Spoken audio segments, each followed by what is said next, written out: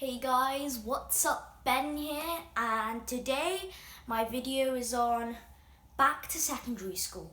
So in this video I'm going to be talking about the supplies for school and secondary school, and what's going to be new in secondary school, and what type of activities are going to be new when I go to secondary school. So let's get straight into the video. So I guess some of you have now finished primary school in year 6, and it might be a little bit scary at first, but a bit exciting as well. Personally, I was quite excited. A bit nervous, but more excited. And recently we went to get a few supplies from our local shop, and we've got a few things. And just before I show you these things, I want to say that this is not a sponsored video. Thank you. So we've got 3 things that I want to show you that I've got, I'd say new, and I am now going to be using more of. So the first thing, which is brand new, is a notebook. So this brand is pretty good, I guess. It's got some decent pages. It's even got like a calendar I've put on for the 4th of September, the first day of secondary school, and there's also a currently misspelt words in English, so that would help quite a bit, I guess. Not all schools require a notebook. My school doesn't exactly require one, but they say you could bring one if you wanted to. Okay, so that's the notebook. They're quite cheap, especially at this time of year. It's back to school year, so they've got loads of offers, so now would be a good time to get them.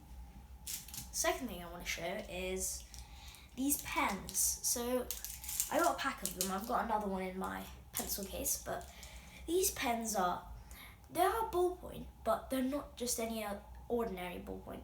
A lot of ballpoint pens are not used by kids only because people say that they're really scratchy and uncomfortable to write with. But these are a lot more easier to write with. They're smoother. They've actually got a better cap, looks better. These last longer apparently. It's just much more comfortable to write with. So if you're looking for pens that aren't too expensive but aren't like total rubbish for handwriting, then these would be something good to pick up. And now this thing is something that pretty much everyone is going to bring to secondary school, and some primary schools as well. The one and only pencil cases. Now this one's from Smiggle. A lot of pencil cases for kids are from Smiggle. You don't have to get it from Smiggle. There's loads of brands for pencil cases.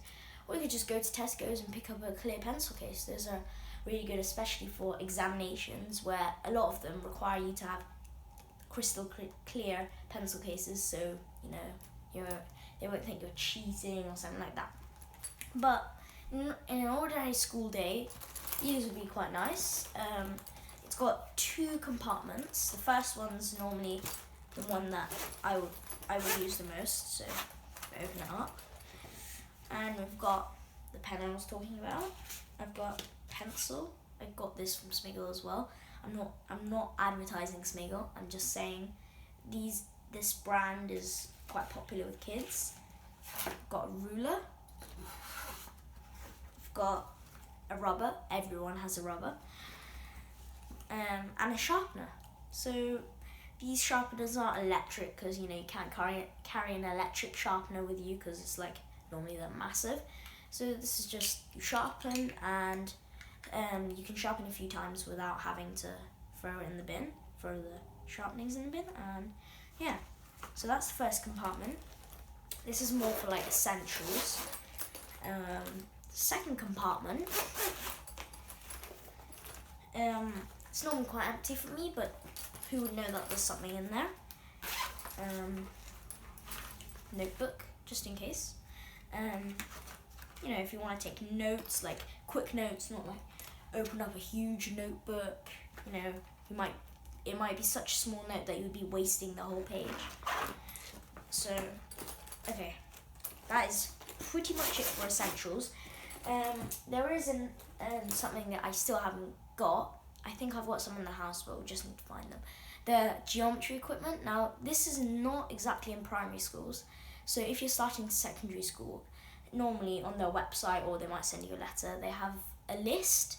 So that list of things you need to bring in every day of school, unless it's like sports day or something, shows things like pencil cases, not really pencil cases, but pens, pencils, rubbers, rulers, all that stuff. But there's also something called geometry equipment, so protractors, things like that. There's all sorts of things that are more used in secondary school. So consider reading your list from your secondary school, and lists can be different, they really can, and read it and just bring whatever they say.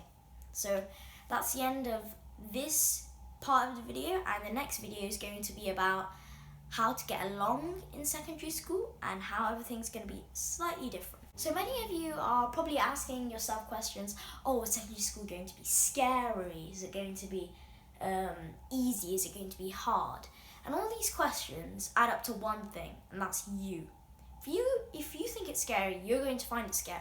If you think it's easy, you're going to find it easy. If you think it's really, really hard, you're going to find it hard. If you think there's going to be loads of homework, you're going to think that you have loads of homework. But at the end of the day, secondary school is just another school.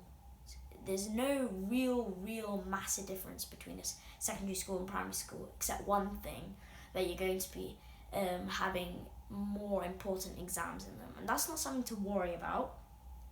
It's just something to be aware of. So sometimes in primary school you might forget to do your homework, you were busy or on holiday for a bit. That's not necessarily good, but it's okay compared to a secondary school. And I'm not just saying do this homework all the time because of tests, more important tests. Actually, one of the big reasons is to avoid getting detention. Now, in a lot of primary schools, there isn't detention. Some there are, but they're not like secondary school, where if there's any rule you break that's bad enough, you do get detention or possibly even isolation. That's a whole nother story. So if you want to get away from detention and get away from bad marks and bad grades, which could end up you having not a very good job, which could end up with having a bad career, you want to stay in good lines of the school. You want to do your homework, you want to do all the stuff to, not break the rules, but at least have fun. And, after all, at school, it's not a playground. It is for break and lunchtime, but I need to get into those stuff in 1 second, where I'm going to be talking about social life. Now, of course, you've probably found out that in most primary schools, you are not allowed to bring a phone in school. And probably in most primary schools, people do not have a phone because they're not old enough. Some people may in year 5 and year 6, but they don't bring it into school, or at least they don't use it in school. So basically, in secondary school, you're probably aware that you can use your phone at break time or lunchtime and sometimes in class, but that's for classwork, not playing games or chatting with your friends secretly. So basically, you're going to find that a lot of people could judge you on your phone. Now, I have a phone. Obviously, I'm going to secondary school, I need one because I'm going to be going on buses and stuff, but it's not the fanciest phone in the world, but it's not like the worst phone in the world. It's an iPhone SE, and it's decent. It doesn't break every now and then, but it's not like the highest tech. But to be honest, all you need is a phone that you can call, take pictures, take videos if you want to be a YouTuber. Or, for example, you're in drama class or movie making class or whatever, and you're asked to video something with your phone. That would be the case. It's not compulsory to have a phone, but people strongly recommend it, and that includes teachers and head teachers. So think about getting a phone, and that phone would be something that you could call, you could text, you could take pictures, take videos, and that's pretty much it. I mean, if you really want a high-tech phone, put put into consideration that you're not going to use it as much. As always guys, thanks for watching. Please like and subscribe, and I'll see you next time.